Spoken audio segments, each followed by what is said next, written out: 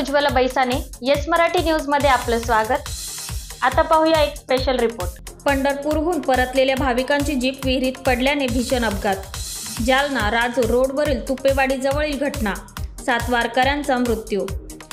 जालना ते राजूर मार्गावरील वसंतनगर शिवारात तुपेवाडी फाट्याजवळ गुरुवारी सायंकाळी समोरून येणाऱ्या दुचाकीला वाचविण्याच्या प्रयत्नात चालकाचे नियंत्रण सुटल्याने एक जीप रस्त्याच्या कडेला असलेल्या विहिरीत जाऊन पडली।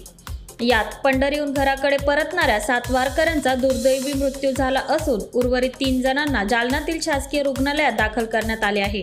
पंढरपूरवरून आलेले काही वारकरी जालना येथे एका जीपमध्ये बसून राजूरकडे जात होते।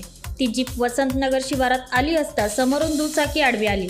त्या दुचाकीला वाचविण्याच्या प्रयत्नात चालकाचे नियंत्रण सुटल्याने जीप रस्त्याच्या कडेला असलेल्या विहिरीत कोसळली। यावेळी शेतात काम करणाऱ्या शेतकरी कामगारांनी तातडीने विहिरीकडे धाव घेत विहिरीत पडलेल्या वारकऱ्यांना बाहेर काढणे सुरू केले।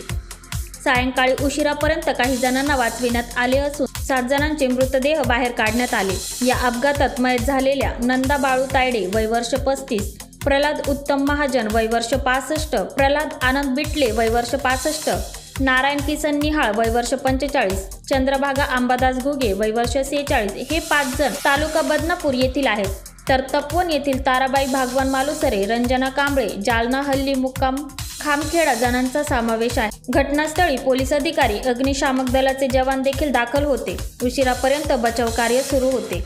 येस मराठीसाठी तालुका प्रतिनिधी अमोल शिंदे, भोकरदन।